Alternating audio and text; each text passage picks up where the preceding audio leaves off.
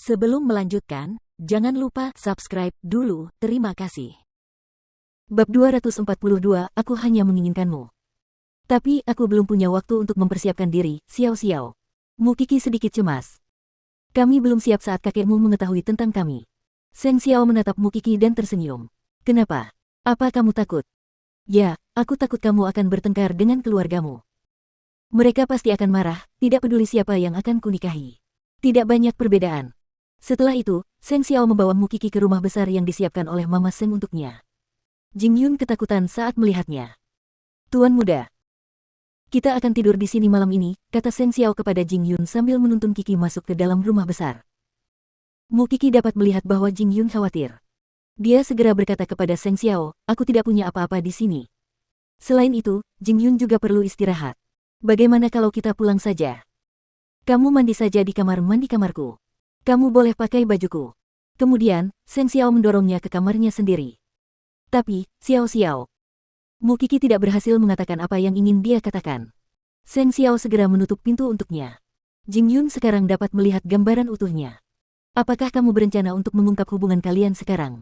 Tapi, Nona Qi belum mencapai usia 19 tahun. Apakah ada peluang untuk menang? Itulah sebabnya aku butuh kerja sama keluarga Sen karena kemungkinannya tidak bagus. Seng Xiao berkata kepadanya. Mulai hari ini dan seterusnya, kau boleh pulang sekarang. Selain itu, aku ingin kau melakukan hal penting untukku. Tentu saja, Tuan Muda. Katakan pada ibuku bahwa kamu bertemu Kier di sini. Jing Yun membuka matanya lebar-lebar setelah mendengar itu. Apakah kamu harus begitu terus terang? Lakukan apa yang kukatakan.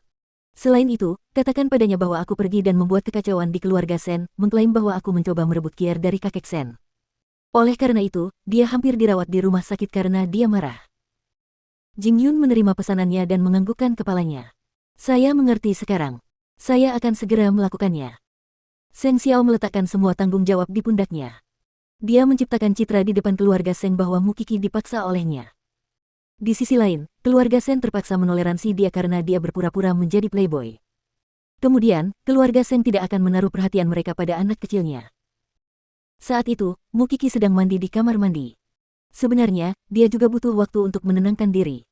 Meskipun dia memutuskan untuk bersama Seng Xiao selama sisa hidupnya, dia masih takut tidak akan mampu menghadapi apa yang akan terjadi di masa depan. Dia juga takut menyakiti Xiao Xiao dan anggota keluarganya. Setelah beberapa saat, Seng Xiao kembali ke kamar tidur dan masuk ke kamar mandi. Mu Qi berdiri di bawah pancuran dan melamun di sana. Dia kemudian memegang lehernya langsung dan menariknya ke arahnya. Tampillah di hadapanku mulai hari ini dan seterusnya. Apa? Aku ingin anak perempuanku menjadi istriku yang sah.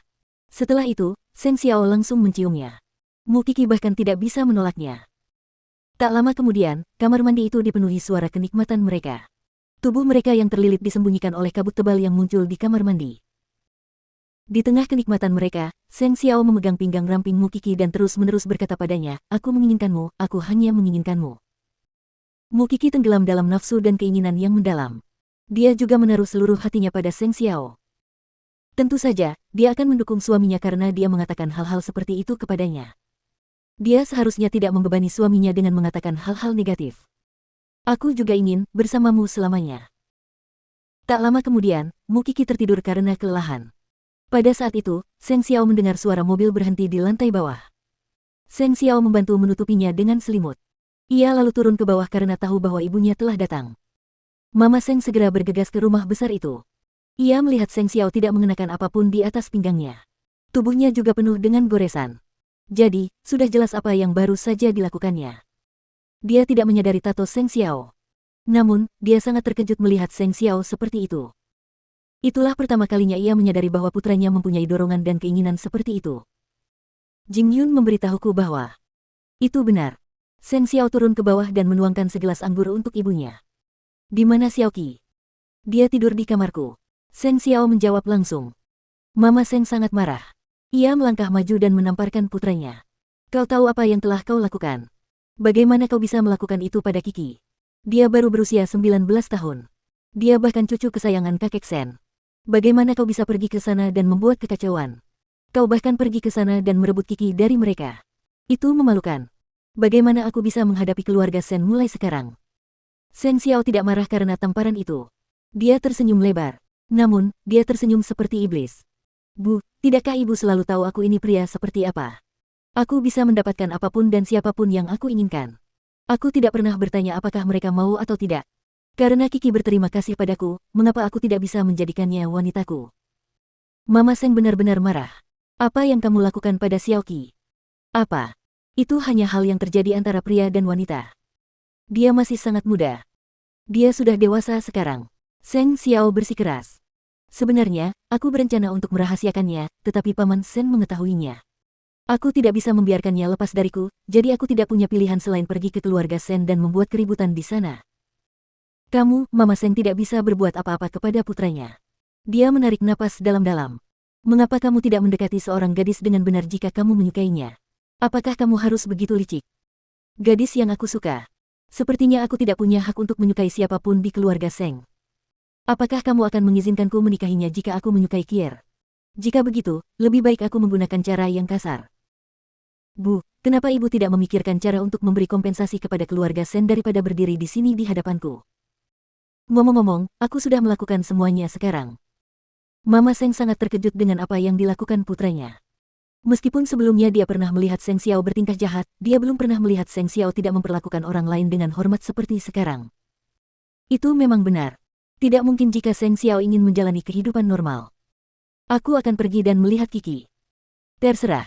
Seng Xiao menunjuk ke lantai 2. Tapi, Bu, Kier adalah milikku. Jika ibu berencana untuk mengambilnya dariku, aku akan mengumumkan kepada publik bahwa aku telah menjadikannya milikku, gadis yang aku lindungi. Mama Seng tidak bisa berkata apa-apa lagi. Dia langsung naik ke atas. Kemudian, dia mendorong pintu dengan pelan. Dia memiliki perasaan campur aduk saat melihat Mu Kiki sedang tidur di kamar tidur. Lebih buruk lagi ketika dia melihat tubuh Mu Kiki dipenuhi berbagai macam bekas dan goresan. Dia adalah gadis yang baik tetapi dia diperlakukan seperti itu oleh putranya. Mama Seng tidak bisa berkata apa-apa lagi saat memikirkan hal itu. Sebelum pergi, dia berkata kepada Seng Xiao, kamu harus bertanggung jawab atas ini. Kamu tidak bisa mempermainkan Kiki seperti itu. Bagaimana aku harus bertanggung jawab? Apa kau ingin aku menikahinya? Apa kau pikir ayah akan menyetujuinya? Itu konyol. Kamu tidak perlu khawatir tentang itu. Tapi, kamu harus menjaga Kiki dengan baik sehingga aku bisa menghadapi keluarga Sen dan memberi mereka penjelasan yang tepat. Aku pasti akan menjaganya dengan baik karena dia sekarang milikku. Tapi, Bu, apakah ibu yakin bisa membujuk ayah dan kakek? Bagi mereka, aku hanyalah seorang pria yang mempermainkan wanita.